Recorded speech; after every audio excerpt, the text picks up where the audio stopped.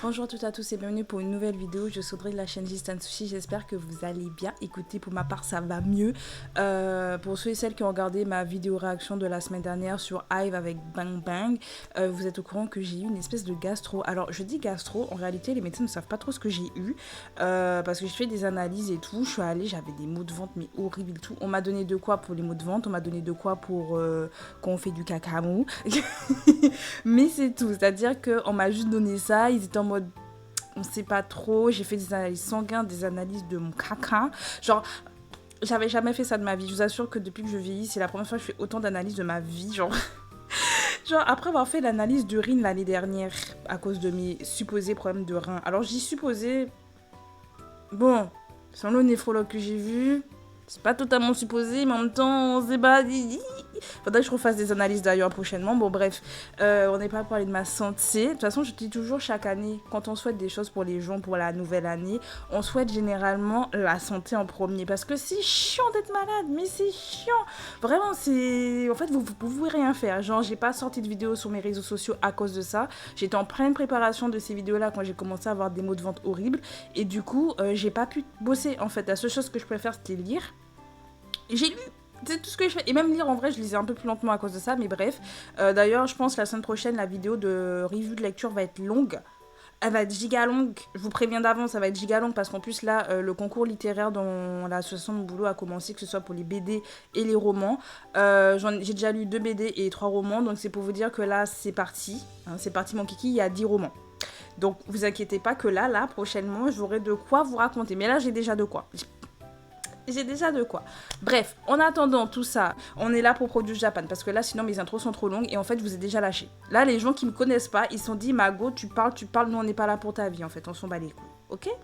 Donc, bref. Donc, du coup, si vous me suivez depuis très longtemps, vous connaissez déjà mon avis par rapport à Produce 101. D'ailleurs, je m'étais dit peut-être qu'un jour, j'allais vous faire genre un classement de tous les produits que j'ai vus et de ce que je préfère. Parce que c'est vrai que initialement, Produce 101, c'est mon émission, c'était mon survival. Genre, quand ça a débuté à l'ancienne, j'avais regardé, j'étais fan. La saison 2, incroyable. La saison 3, je l'ai jamais fini. La saison 4, je l'ai regardée au bout, mais c'était pas la meilleure saison, mais je l'ai regardée jusqu'au bout, jusqu'à la finale, en live. J'étais là. Bref, mais j'ai énormément de choses que je reproche à Mnet. D'ailleurs, ces choses-là ont continué après avec Girls Planet et Boys Planet. D'ailleurs, la saison dernière de Boys Planet, j'ai voulu la regarder. Je suis pas allée plus loin que les 4 premiers épisodes. Et pourtant, c'est déjà très long de regarder les 4 premiers épisodes parce que c'était presque 2 heures leur émission. À un moment donné, calmez-vous. Calmez-vous. Hein, c'est long, c'est dur, c'est chiant, enfin bref, je ferai peut-être une vidéo vraiment spécifique hors ce que j'ai déjà dit sur le pourquoi je voulais pas regarder Boys Planet, etc. Mais en fait, tout ce que j'ai déjà dit, ça se répète dans Boys Planet 2 en fait.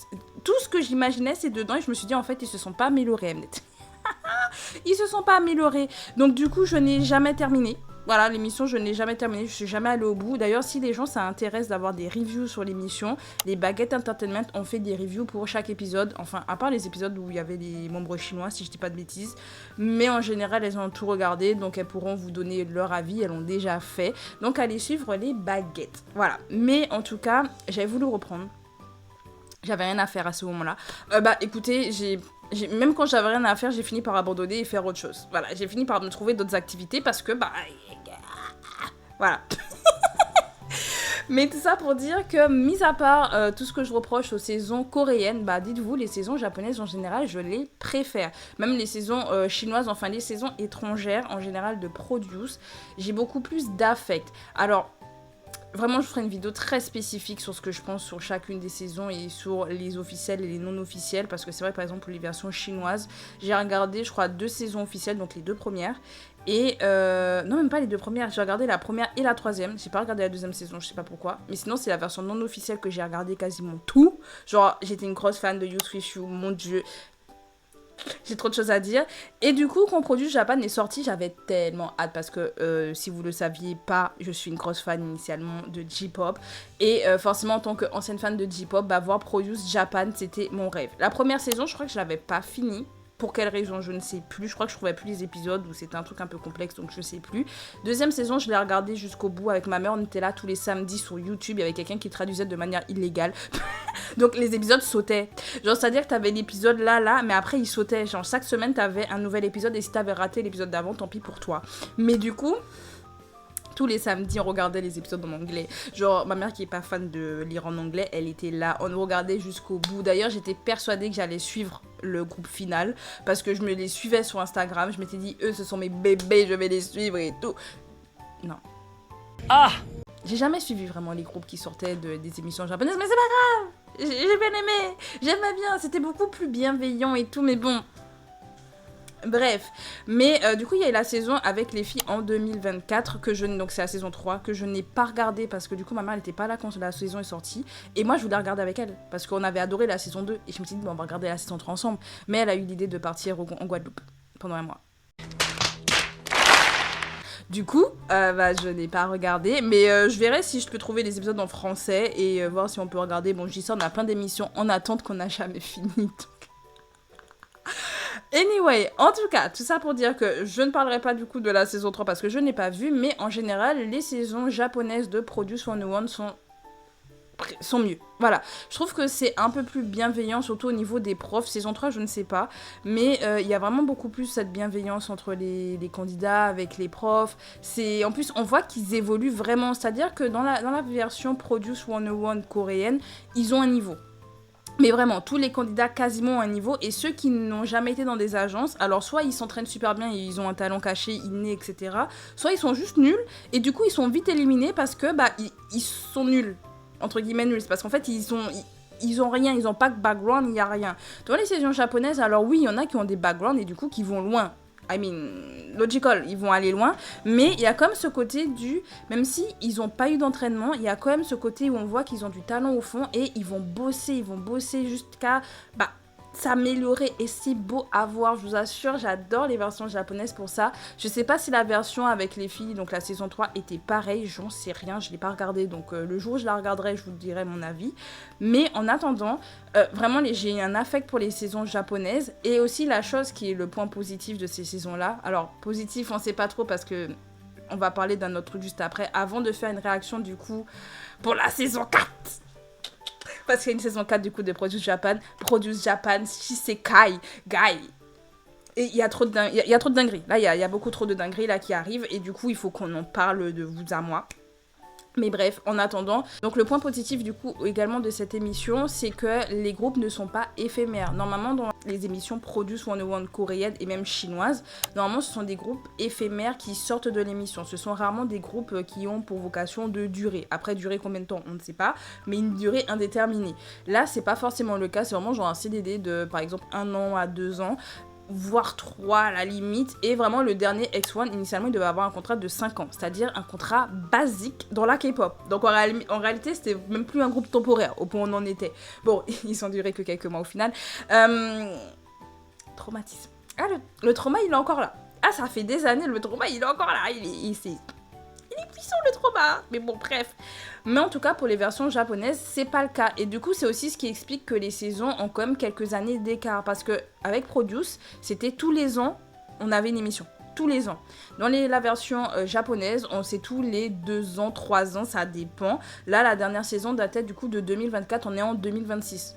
Donc vraiment en fait, ce que je trouve bien c'est que les groupes débutent et on laisse le temps aux groupes de se faire un nom en fait dans l'industrie. On leur laisse le temps de commencer et de faire des comebacks avant de faire un nouveau Produce parce qu'ils n'ont pas pour vocation d'être remplacés. Parce que moi je le vois un peu comme ça pour en tout cas les versions coréennes quand on avait des groupes, dès que tu avais un nouveau groupe ils remplaçaient l'ancien. Alors je mets des grosses guillemets à remplacer parce que à chaque fois ce sont des groupes différents, ce sont des membres différents et ils ont des concepts différents, donc on peut pas les comparer, mais c'est vrai qu'étant donné qu'ils sont à chaque fois éphémères, une fois que l'autre groupe il est fini, t'as le temps d'avoir un autre derrière et du coup ça s'arrête pas, vous voyez ce que je veux dire, que là les groupes ont pour vocation de rester, que ce soit JO1, que ce soit INI, donc les 2 groupes des premières saisons, et également May-ai. May-ai du coup a débuté en 2024.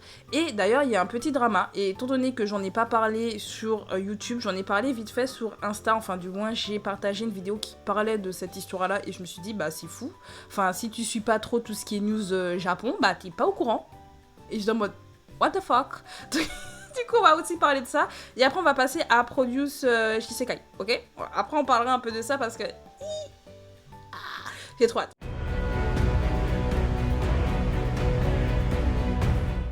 Qu'est-ce qui s'est passé avec le groupe May I. Donc May I est le groupe féminin qui est sorti de la 3e saison de Produce 101 Japan. Et dedans, on va retrouver la membre Kokoro qui était dans le groupe Cherry Bullet. C'est aussi pour ça que je voulais en parler, c'est que c'est aussi lié à la K-pop au final. Comme quoi, bon déjà Produce, c'est lié à la K-pop. Mais en plus, on a Kokoro, ma petite Kokoro qui était du coup dans le groupe Cherry Bullet. Donc Cherry Bullet qui a disband. Voilà. Mais elle a participé du coup à l'émission Produce 101 et elle est arrivée à la 11e place. Parce que oui, je suis quand même allée chercher à combien de place elle est arrivée, mais elle a fait du coup partie du groupe Miai. J'ai bien dit elle a fait partie parce qu'en fait, au nouvel an, en fait, on a appris qu'il y a 4 membres. Qu'il y a 4 membres du groupe, du coup, qui ont quitté le groupe, dont Kokoro, et en fait, à savoir qu'elle était en hiatus depuis quelques temps pour des raisons de santé. Je mets des guillemets à raison de santé, parce qu'en fait, Kokoro, quand elle va voir l'annonce de l'agence qui déjà annonce que les filles se cassent, ils vont dire qu'en fait, Kokoro, elle avait des petits soucis de troubles de la personnalité borderline. Hein? Pour les personnes qui ne savent pas ce que c'est, forcément c'est un problème psychologique. Voilà, c'est un problème psychologique que certaines personnes ont. Comme on a dit, c'est un trouble de la personnalité.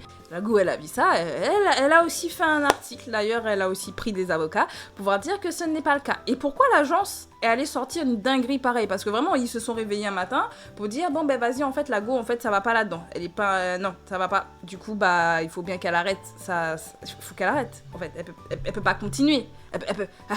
bah oui, c'est compliqué avec des troubles psychiques. Quand t'as des troubles psychiques, continue dans la J-pop et tout, l'industrie musicale, c'est compliqué. C'est compliqué. Voilà, c'est comme ça qu'eux ils l'ont vendu. Sauf qu'en fait, initialement, qu'est-ce qui s'est passé? C'est que Kokoro a commencé à devenir pas mal vocale sur la manière dont elle était traitée dans le groupe. Et pas que elle, en fait. Comment les membres étaient traités, comme ils étaient vus comme des objets. Bref, comme elle a déjà été dans la K-pop, dans l'industrie du coup musicale coréenne, elle sait comment ça se passe.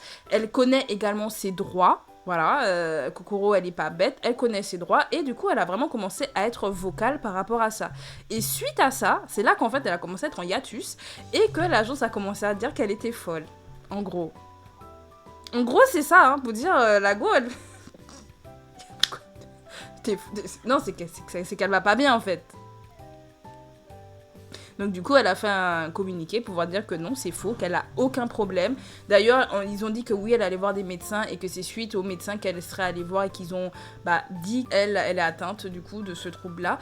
Ils ont reparlé à ces médecins-là, ils ont dit qu'ils n'ont jamais donné ce diagnostic. À aucun moment, les médecins ont donné un diagnostic tel que elle serait atteinte d'un trouble de la personnalité borderline. À partir de là, en fait, à un moment donné, ça va pas. Non seulement ça stigmatise aussi les personnes qui sont atteintes réellement de ce trouble-là, génial. Et en plus, du coup, ils partent du principe que parce qu'elle ouvre sa boca, c'est qu'elle est folle. Parce que eux, c'est ce que ça veut dire. Hein. Je suis désolée, c'est horrible à dire parce que, bon, je trouve qu'on stigmatise vraiment les personnes qui ont des problèmes psychiques. À savoir que j'ai fait des études de psycho, ok. Et c'est pas aussi simple que beaucoup l'affirment en mode juste t'es fou. Non. Non. C'est bien plus complexe que ça. Mais tout ça pour dire que les personnes qui ont des troubles psychiques sont souvent stigmatisées.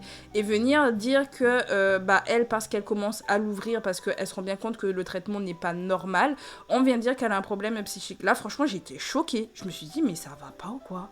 Mais vraiment, l'agence, ce sont des malades. Mais du coup, elle est plus dans l'agence, donc elle va quand même poursuivre sa carrière en tant que, du coup, Kokoro Kato, donc c'est son nom. Donc elle va poursuivre avec son vrai nom dans l'industrie. Et elle a fait du coup un communiqué pour dire que elle a envoyé ses avocats pour qu'ils puissent après supprimer ce qu'ils ont posté, l'agence, parce qu'à un moment donné, faut aller se faire foutre. Voilà. Il n'y a pas d'autre terme, mais à un moment donné, il faut aller se faire foutre, hein, vraiment. Bref. Bref, mais du coup, il y a des petits dramas, et c'est vrai que... C'est ça que j'ai dit, le fait qu'ils soient pas temporaires, c'est bien, et en même temps, s'ils sont maltraités, pas trop. Parce que si c'est temporaire, tu te dis, bon, c'est le temps d'un mois, le temps d'une année, horrible, mais au moins après, ils sont libérés. Là, en fait, ils ont un contrat un peu plus long, vu que ce sont des vrais groupes. Donc, et je sais pas, je suis pas allée regarder plus loin, j'ai pas l'impression que tous les groupes soient sous la même agence. Donc, du coup, je pense que le traitement est peut-être différent. Mais c'est vrai que l'industrie musicale japonaise, on n'en parle pas sur cette chaîne-là de base. D'ailleurs, pour les gens qui s'intéressent, sur ma chaîne secondaire qui est à l'abandon total, j'avais fait une vidéo sur la Johnny's Entertainment. D'ailleurs, je vais peut-être rapatrier mes vidéos sur cette chaîne-là. à voir. Et j'avais fait une première partie du coup sur comment elle a été, comment l'agence en fait elle a été créée, les idées de Johnny Kitagawa, et on parle un peu également de tout ce qui s'est passé avec Johnny Kitagawa, je crois, je me rappelle même plus. Mais en tout cas, il y a eu des gros problèmes avec ce monsieur, vu que c'était en pleine affaire Epstein, ou Epstein ou whatever comme on le dit, on va pas se mentir que bon. Voilà, c'est une grosse affaire, mais il n'y a pas que ça. On sait également que le monde des idoles au Japon, c'est pas non plus très très sain. Mais c'est vrai que c'est pas traité de la même manière par le public, c'est pas traité de la même manière en fait que pour la K-pop. Dans la K-pop, en fait, on dénonce quand même pas mal. Je sais qu'il y en a plein qui trouvent qu'on dénonce pas assez, mais vous vous rendez pas compte comment on dénonce de fou dans la K-pop et comment c'est un peu plus cadré. C'est horrible à dire. Mais bref, il y a plein de dramas en vrai dans l'industrie musicale japonaise, dans la réalité des faits. Mais bon, je parle déjà plus trop des dramas coréens, donc vous imaginez bien que je vais pas forcément parler des dramas japonais. Mais ça m'avait choqué. Voilà, je vais pas vous mentir, j'ai vu ça déjà, Kokoro, elle était dans Cherry Bullet, donc forcément mon petit cœur, ça lui a fait mal. En plus, c'est lié à tout ce qui est produit japonais. Mais du coup, ça m'a aussi questionné après sur le monde, me dire, en fait, s'il y a une prochaine saison, est-ce que je vais regarder ? Et guess what? Est sortie la chanson de la saison 4 de Produce Japan. Donc, il s'appelle du coup Produce Japan 101 Shisekai.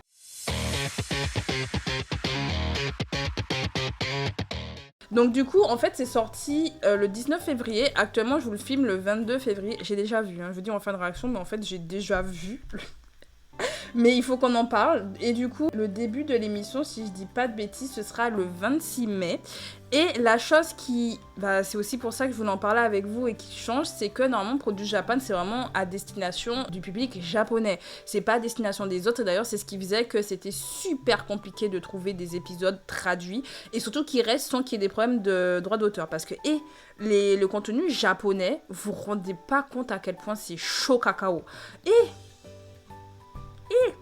Étant donné que j'étais dans la J-pop à l'ancienne, je peux vous assurer qu'en fait avec YouTube, il y avait tout le temps des problèmes de copyright et en fait plein de vidéos sautaient. Vraiment, à peine tu l'as mis en ligne, la vidéo elle sautait.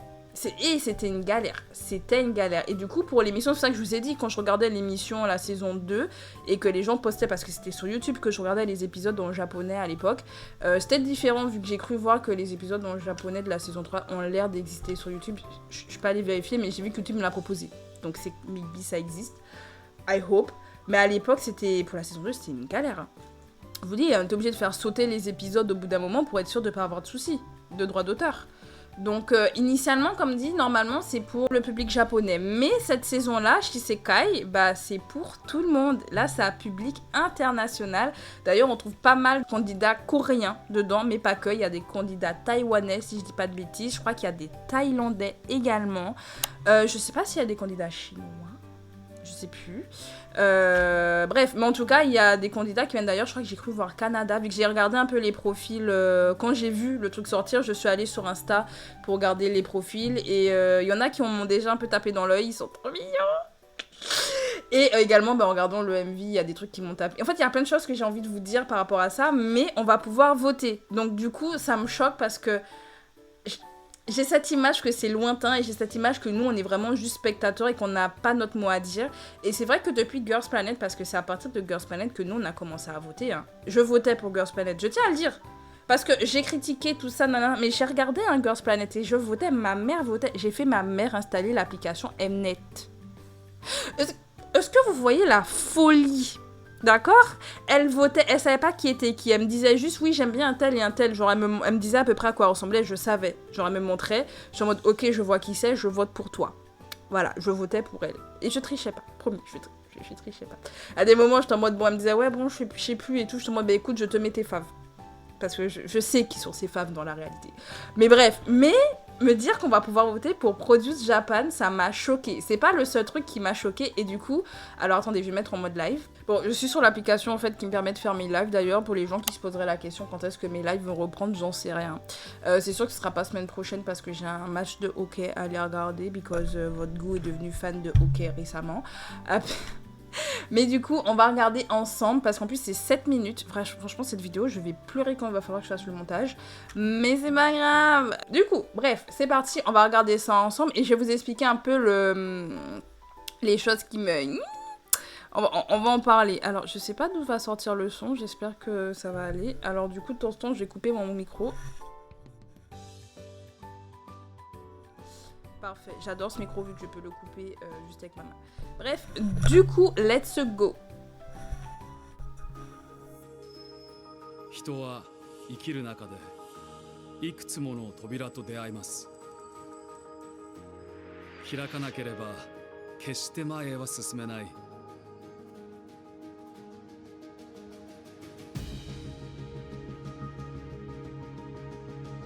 ある少年は Sorry, attendez, je réactive mon micro. En fait, j'avais pas vu qu'il y avait des sous-titres. Quand je l'ai regardé, il n'y avait pas de sous-titres, donc on va vraiment réagir full. Donc je sais pas qu'est-ce qu'il a raconté, mais il a parlé de futur. Je connais qu'un seul mot en japonais, Kimiraie. Et vas-y. On va reprendre avec les sous-titres, guys. C'est parti. 人は生きる中でいくつもの扉と出会います。開かなければ決して前へは進めない。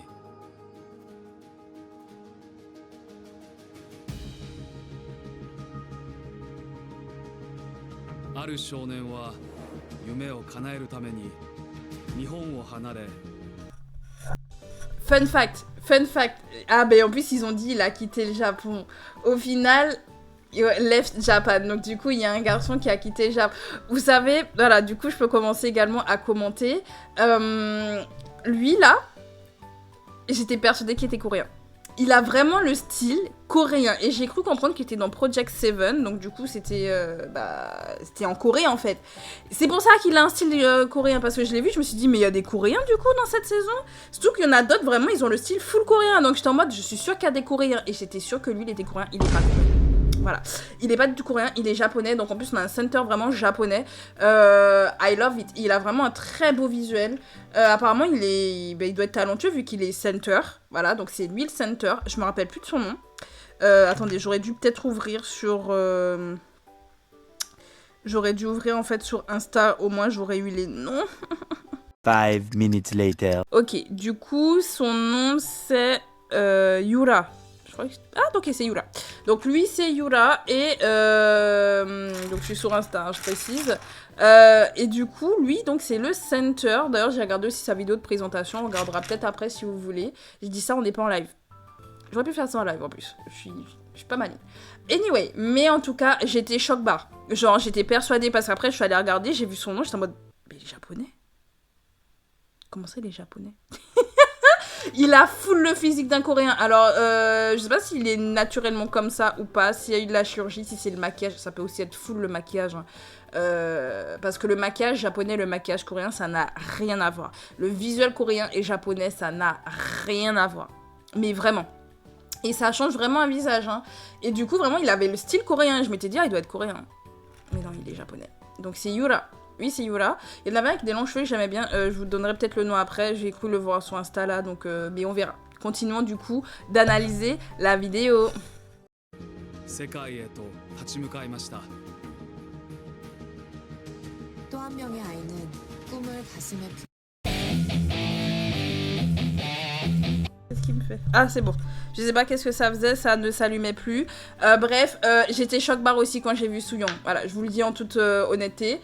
Quand je l'ai vu apparaître la première fois, je me suis dit, mais Sooyoung, qu'est-ce que tu fais là? À savoir que Girls' Generation, pour les personnes qui sont dans la K-pop depuis peu de temps, vous êtes peut-être pas au courant, mais Girls' Generation ont eu un impact de folie en Corée, au Japon, même à travers l'Asie. Ça a commencé avec Boa, d'ailleurs, Boa qui a quitté la SM Entertainment. Là, genre, son contrat c'est fini, elle a pas renouvelé après autant d'années. La SM et la SM grâce à Boa, on va pas se mentir, mais bon, ça c'est notre histoire, on parlera ça peut-être un autre jour ou pas, je ne sais pas, vous me direz si ça vous intéresserait qu'on en parle, mais en tout cas, d'ailleurs elle a fait ses débuts solo au Japon, c'était l'année dernière qu'elle l'avait sorti ou c'était en 2024, je me rappelle même plus, mais en tout cas elle avait sorti son solo du coup au Japon. Donc je sais pas si vous vous rendez compte, d'ailleurs très bonne voix, genre on se rend pas compte, mais genre on pensait que c'était qu'une danseuse et à la limite une rappeuse, mais en fait Sooyoung elle sait chanter, genre vraiment la SM avait... Ils sont bons pour les vocalistes, mais bon bref, j'étais choc-barre. Et du coup, il y a un autre garçon qui veut poursuivre ses rêves. Et du coup, lui, il va peut-être être coréen, qui sait. Bah maintenant que je comprends ce qu'il se dit, maybe I will understand. Alors attendez, du coup, je vais recouper mon micro et j'espère qu'il va pas me rebloquer de passer à bugger tout à l'heure là. Bref. 꿈을 품고 일본으로 한 걸음 내디뎠습니다. 복근의 색깔. Voilà, il n'est pas japonais, donc ça confirme. Il est, alors, Chenriki. Je ne sais pas. Ah, parce que sur Insta, ils mettent pas. Sur d'ailleurs, pour les gens qui s'intéresseraient, il y a le site officiel du coup sur Mnet qui donne les profils et qui donne leur nationalité. Mais du coup, lui, c'est Riki. Et il n'est du coup pas japonais, tout se confirme. 君の世界が出会い共に作り上げていく新しい世界。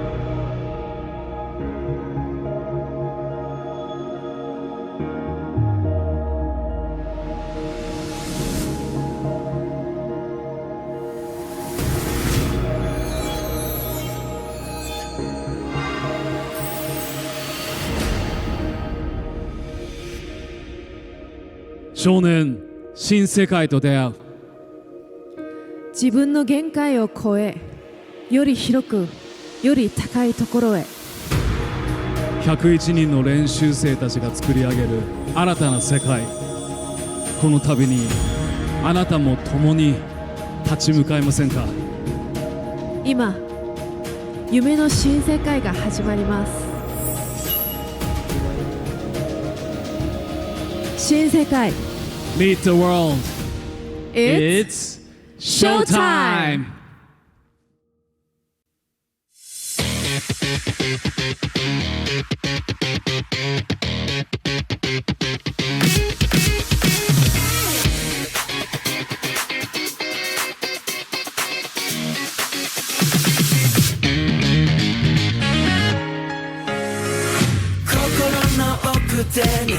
Alors attendez, je rallume mon micro quelques instants parce qu'en fait, je sais pas si en fait, je commence à parler avant d'augmenter le son full de mon micro. Je sais pas si vous m'entendez en plus hyper bien, mais je sais pas en fait si il y a aussi un truc avec les uniformes parce que je sais pas si vous avez capté, mais ils ont pas tous le même uniforme. Genre il y en a, ils ont un uniforme où il est fermé. Attends, Yola, genre, t'es très beau, on le sait. Regardez, lui, il a un uniforme fermé. Mais je pense pas, parce que je pense vraiment c'est juste la position sur la pyramide comme chaque année. Hein. Mais, vous savez comment c'est stylé le début? Ah! I'm so fan! Oh mon dieu!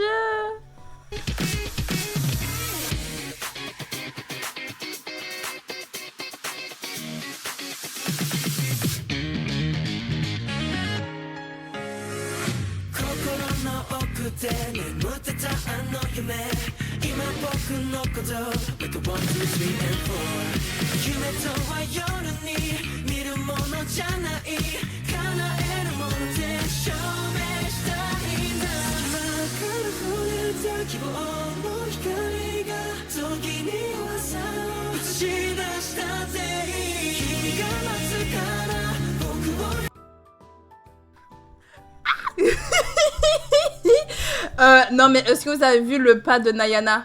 Vous avez vu le pas de Nayana? Et la première fois que j'ai vu ça, j'étais en mode mais c'est le pas de Nayana. Il n'y a pas que ça, il y a d'autres pas. Et puis pas que. Genre le pré-chorus. Vous avez entendu le pré-chorus? En toute honnêteté, la première fois que j'ai entendu la chanson au début, j'étais un peu perdue parce que. Un peu perplexe. On va pas se mentir que les chansons Produce se ressemblent. Genre il y a toujours un fond de. Je sais pas comment l'expliquer, mais musicalement parlant, il y a un truc qui fait Produce. Et c'est vrai que, alors la saison 3, je sais que quand j'ai écouté la musique de la saison 3, j'étais moins fan, parce que saison 2, vraiment, c'est une de mes préférées. Voilà, saison 2 de Produce Japan. Au-dessus! Let's fly! Ah! Mon son, bref. Mais du coup, au début, j'étais un peu perplexe quand la chanson a commencé, et quand le pré-chorus est arrivé. La douceur des pré-chorus et tout ça, et le son, il est bon. Le son de cette saison est bon. Guys, écoutez bien, et... Attendez, il faut que je vous remette le début du pré-chorus là. Parce que dinguerie.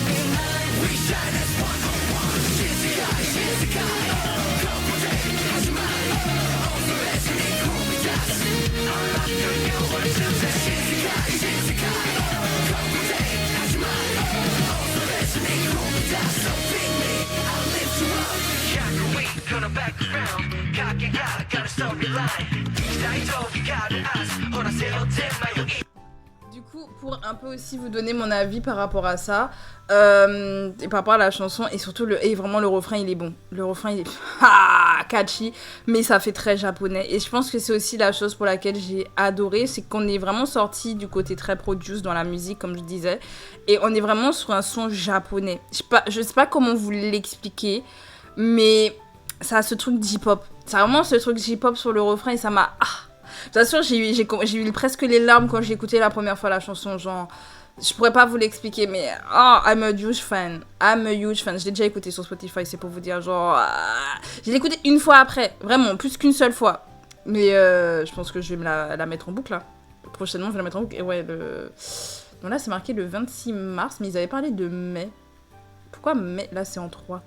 Il y a quoi le 26 mars? Il y a un truc le 26 mars. Whatever, remettons le son parce qu'il est bon.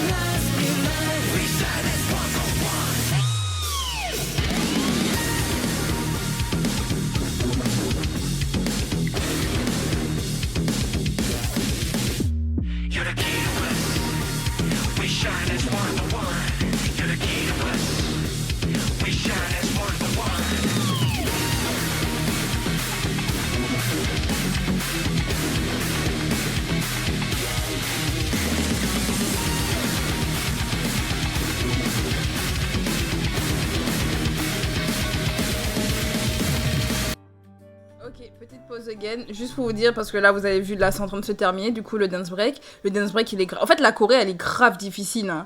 On se rend pas compte, hein, parce que j'ai l'impression que la saison 1 ça allait, parce que la saison 2 je me rappelle quand ils ont montré la Corée, je me suis dit, ah bon Dieu, ils vont devoir apprendre ça, et la Corée de la saison 2 était cardio, mais celle-là, et puis aussi autre chose, là c'est vraiment sur la formation en fait de la pyramide, on va peut-être remettre d'ailleurs la dance break, I don't know. Mais regardez, derrière eux, il n'y a personne. Parce que souvent, le problème qu'on avait sur certaines pyramides dans la Produce, mais pas que Produce, également dans Boys Planet ou Girls Planet, des fois dans la pyramide... Alors peut-être pas Girls Planet parce que c'était pas en pyramide Girls Planet. Franchement, j'ai adoré d'ailleurs. J'ai adoré comment c'était, il n'y avait pas ça. De toute façon, c'était pas aussi cette histoire de rank. C'est pas cette histoire de rank comme dans Produce, donc c'est aussi pour ça que c'est différent. Mais en tout cas, pour les versions Produce, à chaque fois, très souvent, quand les pyramides montaient, il y en avait des fois qui étaient derrière. Et eux, ce sont les A. Logiquement, eux, ce sont les A. Donc on a vu les B apparaître. Et j'adore le fait qu'ils apparaissent au moment du pré-chorus, genre doucement. Donc, ce qui fait que quand ils viennent, ça fait un peu comme s'ils nous ralentissent. Et c'est... Non, j'aime trop. J'aime trop. J'adore. Mais j'apprécie le fait que justement... il n'y ait pas ce côté il y ait des gens derrière et donc du coup les A les cachent et justement ils sont tout devant. Et devant du coup on a également, alors je pense que ce sont les F, je sais plus, voilà, on voit toute la pyramide, parfait. Donc là pour moi ce sont les A, ici ce sont les B, là ce sont les C parce qu'on les a vus apparaître. Et après il y a D ou c'est direct F? Il y a des F ou c'est direct, je sais plus. Mais du coup, ce sont les plus bas niveaux, certainement, parce qu'ils sont vraiment totalement en dessous. Et encore là, eux, ils sont encore plus en dessous. Donc eux, je pense que ce sont les F. Ce sont les F. Attends, ils sont combien? 1, 2, 3, 4, 5, 6, 7, 8. Ils sont 8. Et eux, je pense que ça doit être les D alors. Ça doit être l'idée. En tout cas, je sais qu'il y avait une personne qui avait dit qu'ils ont hâte de voir les épisodes parce que on va avoir un groupe, une catégorie F avec un visuel de malade. Vraiment, les visuels cette année. Et on est bien. On est très bien. Bref, c'est reparti.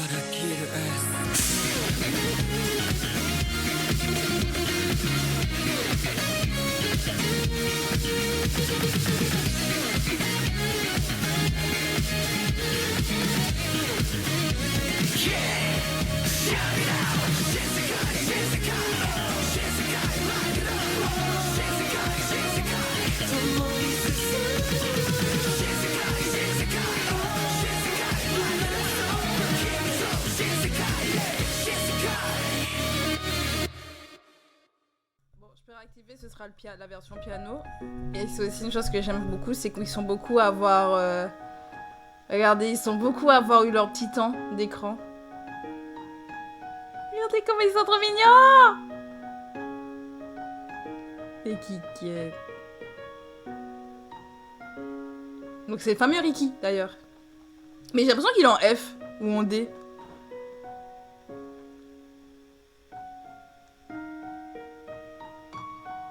Petit bébé. Ah, lui aussi, il avait attiré mon regard. Les enfants. Ils sont kiki. J'ai pas montré à ma mère d'ailleurs, faudrait que je lui montre.